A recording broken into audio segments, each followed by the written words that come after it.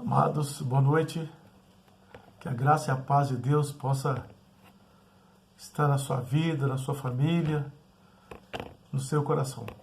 Nós queremos fazer algumas considerações em Colossenses capítulo 4, a partir do versículo 2, porque os biblicistas dizem que o versículo 1 está mais de acordo com o fim do capítulo 3.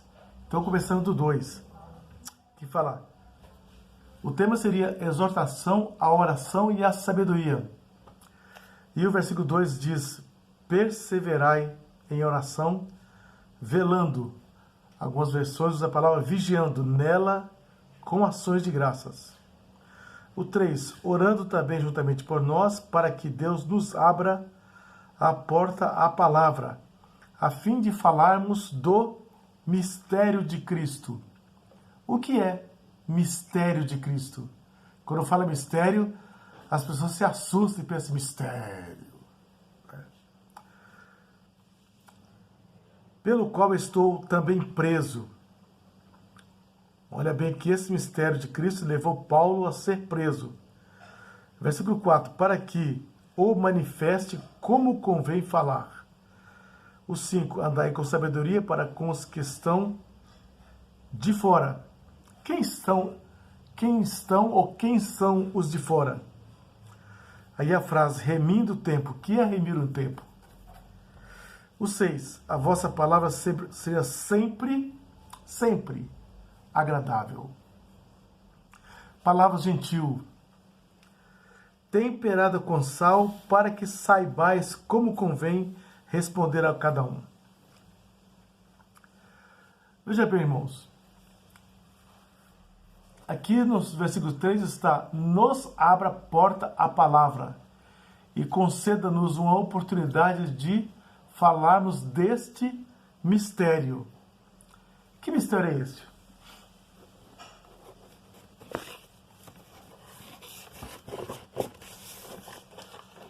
Nós podemos pensar que a igreja é um segredo escondido durante os tempos antigos.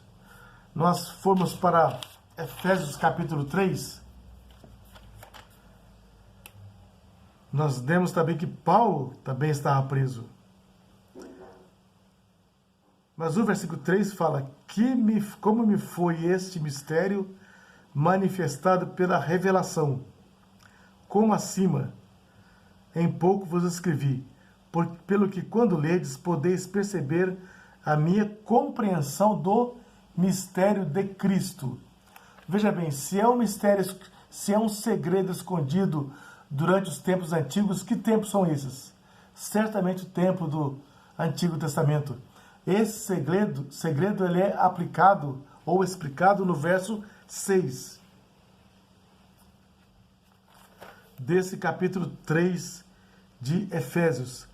A saber, que os gentios são coerdeiros e de um mesmo corpo, participantes da promessa em Cristo pelo Evangelho.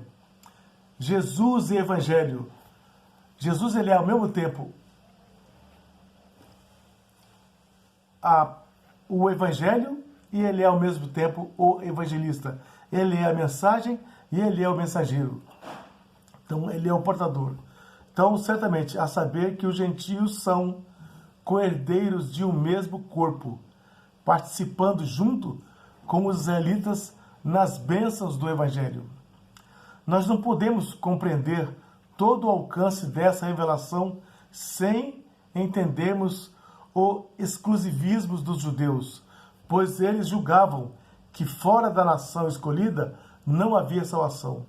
Ainda com respeito a esse mistério segredo, aprendemos que, primeiro, não fora revelado em outras gerações. Ou seja, os judeus nem ao menos sonhavam em semelhantes coisas. Os profetas nunca o disseram. Não é referido. Nós vemos isso em Atos 5.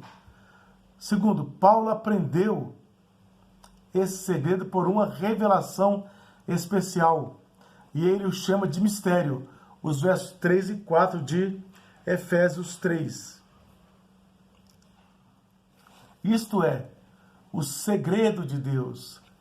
Terceiro, Paulo recebeu graça especial para pregar esse segredo, no versículo 7 de Efésios 3, do qual fui feito ministro, pelo dom da graça de Deus que me foi dado, segundo a operação do seu poder.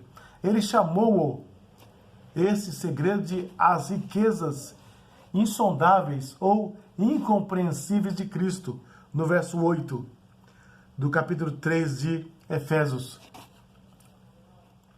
Riquezas da graça e misericórdia transbordando em bênçãos para pecadores gentios, eu e você. Nós compreendemos esse mistério, esse segredo oculto do Antigo Testamento. Ainda continuando no capítulo 3, aliás, no capítulo 4 de Efésios, de Colossenses, que nós demos até o 6, nós compreendemos que esse verso 6, ele merece uma meditação maior, porque ele ensina o que deve ser a conversão dos crentes, ou do crente. Podemos considerar tudo que está incluído na palavra agradável, que deve ser a primeira característica da conversação do crente. Palavra agradável, palavra que levanta, uma palavra gentil, deve ser a primeira característica da conversação do crente. Como têm sido as nossas conversas? Nós dizemos que o maior que está em nós, o mais importante é Jesus. Nós falamos de Jesus? Nós vivemos Jesus? Nós respiramos Jesus? A Bíblia fala que o coração, a boca fala do que o coração está cheio. Do que está cheio o nosso coração? Ou seja, contém uma ideia de simpatia, de altruísmo, de espiritualidade e tolerância. Aqui falou sobre o sal. O sal é que conserva da corrupção, ele preserva da deterioração. Dando continuidade ao capítulo 4 de Colossenses, a partir do verso 7, Paulo fala de umas pessoas maravilhosas. Eram seus amigos. Como precisamos de amigos. Como precisamos dos nossos irmãos. Veja, você sozinho, eu sozinho, nós não somos a igreja. Nós podemos ser templo do Espírito Santo. Sim. Mas o corpo de Cristo, ele ainda está sendo formado. A cada dia, um é pescado, outro é pescado. E assim, o corpo de Cristo, a cada dia, ele é aumentado. E como se faz necessário a presença de cada um, o toque, o abraço, o sorriso, um telefone, como precisamos de amigos. Jesus tinha muitos amigos. Nós também precisamos de amigos. Somos a igreja. Então, nesse capítulo 4, do versículo 7, aqui fala dos companheiros de Paulo. Quem são os seus companheiros? Nós vemos lá, nas saudações finais, os companheiros de Paulo. Observando esses companheiros, fornece para nós um ótimo assunto para estudo. O apóstolo gostava de ter outros companheiros, outros amigos. Especialmente, alguns eram jovens que podiam encaminhar na obra. A instrução do serviço de Deus por um obreiro experimentado como o apóstolo Paulo, certamente ele é um método bíblico, o modo bíblico, e é o melhor do que um mero ensino teórico para o serviço. A instrução do serviço de Deus por um obreiro experimentado é o melhor caminho, é de Deus. Por isso que muitas vezes Jesus enviou de 2 em 2. Nós vemos no versículo 7, Tíquico. Alguém escreveu que esse Tíquico com 3 medalhas de ouro. Por quê? Eles veem ele como fiel ministro, irmão amado e conservo no Senhor. Veja bem, Tíquico, irmão amado, fiel ministro e conservo do Senhor, vos fará saber o meu estado. Então ele tinha estado com Paulo e agora retornando aos irmãos de Colossos, iria falar como estava o apóstolo. Também no versículo 8, para que saiba do vosso estado e console o vosso coração. Na Bíblia Revista Atualizada fala alentar o vosso coração. Provérbios 27, 23 fala procura conhecer o estado das tuas ovelhas. Há uma profecia em relação a Israel, onde o Senhor Deus vai ajuntar de todos os países onde estiverem naquele dia. Quando a Bíblia fala naquele dia, ou naqueles dias, é um tempo futuro. É um tempo pós-arrebatamento da igreja. Ezequiel 34 narra, a partir do versículo 13,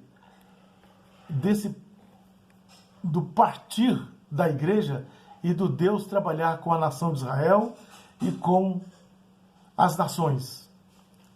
Ou seja, Deus, lá como bom pastor, restaurará o povo à sua terra.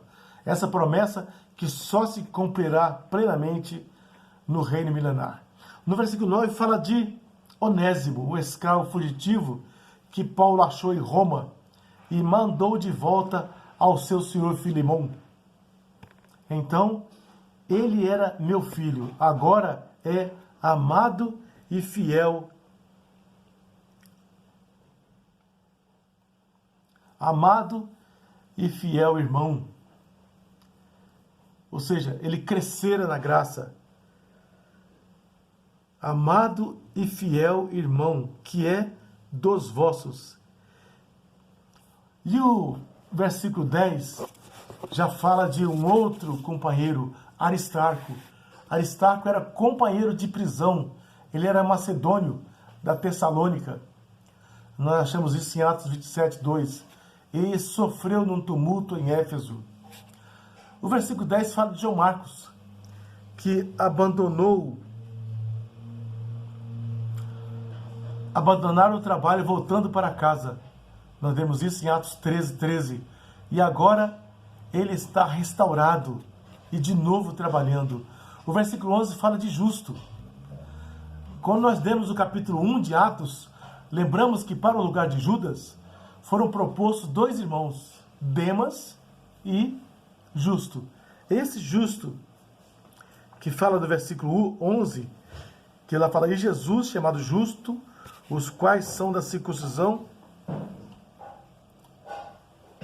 é esse Justo. O outro que foi colocado para os discípulos escolherem para o lugar de Judas. Então, Justo, também chamado Jesus, José ou Barrabás, né? Este era um dos dois escolhidos pelos 11 para tomar o lugar de Judas. E o escolhido foi Matias. Então, aqui está aquele outro homem de capítulo 1 de Atos. O versículo 12 fala de um outro companheiro de Paulo, Epáfras.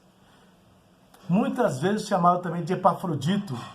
Ele é referido também em Lucas, aqui como médico amado. Mas veja bem Epáfras. Saúdo-vos Epáfras, que é do vossos. Qual era o título de Epáfras? Servo de Cristo. Combatendo sempre por vós em oração, em orações. Qual é a finalidade das orações de Epáfras pela igreja? Qual é a finalidade minha e sua pela nossa igreja local de Jardim Peri e as igrejas co-irmãs?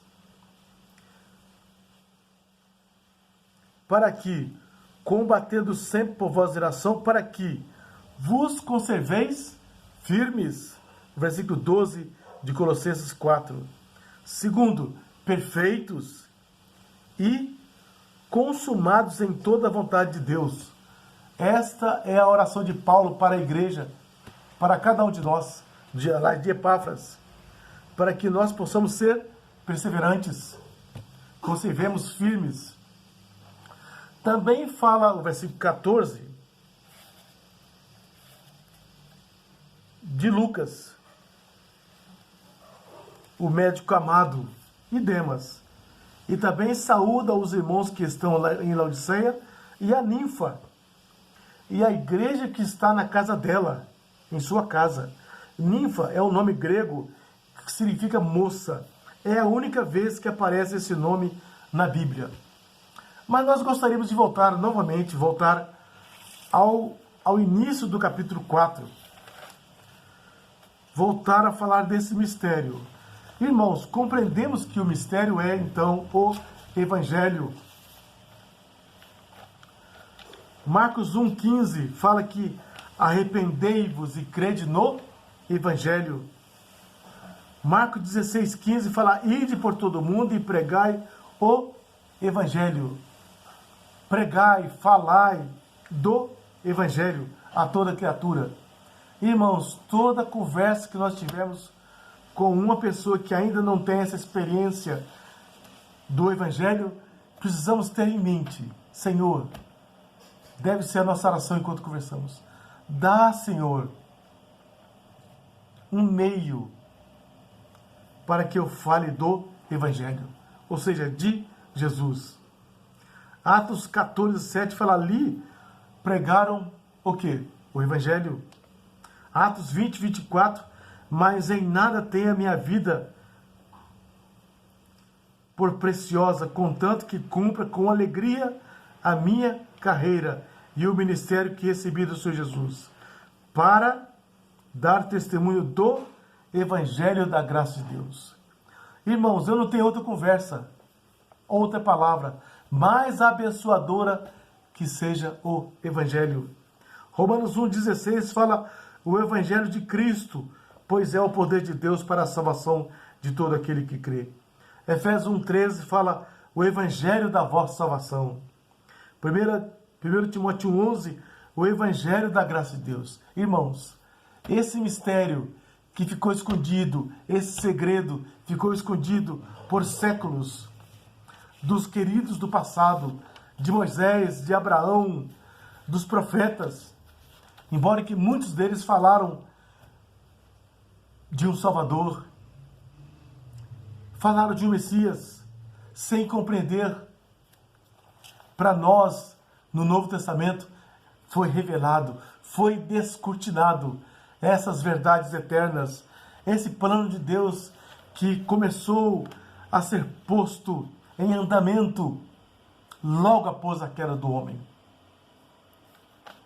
Eu acho lindo quando nós estamos falando de Lucas 2, quando Simeão, ele pega Jesus do colo e ele diz, em Lucas 2, a partir do 29, luz para a revelação aos gentios. É lindo. Eu estive lendo esse capítulo 2 hoje. E a partir do versículo 29, ele, o velhinho, falamos assim que era um ancião. A partir do 29, agora, Senhor, pode despedir em paz o teu servo segundo a tua palavra, pois os meus olhos já viram a tua salvação. Que salvação era essa? Aquele garotinho de apenas dias, era Jesus, que José e Maria levara no templo. E o versículo 31 fala, o qual tu preparaste perante a face de todos os povos. E o 32, luz para alumiar as nações e para a glória do teu povo Israel. O Evangelho, esse mistério oculto, esse segredo, para nós, para mim, para você, ele está patente. Ele está permeado por todo o Novo Testamento. Nós só estamos dentro de algumas partes de Colossenses. Mas assim que nós começamos a ler Mateus, nós temos ali na genealogia Jesus. Sabe? A Bíblia tem uma mensagem. O único tema da Bíblia é a redenção da humanidade caída em Adão, para ser remida, restaurada em Jesus. E a pessoa principal da Bíblia, o personagem principal da Bíblia, Jesus. A Ele toda a honra, toda a glória, todo o louvor, para todos sempre. Amém. Deus seja louvado. Meu querido, tenha uma noite abençoada na presença do Senhor. Deus te abençoe, você e a sua casa. Amém? Fique com Deus.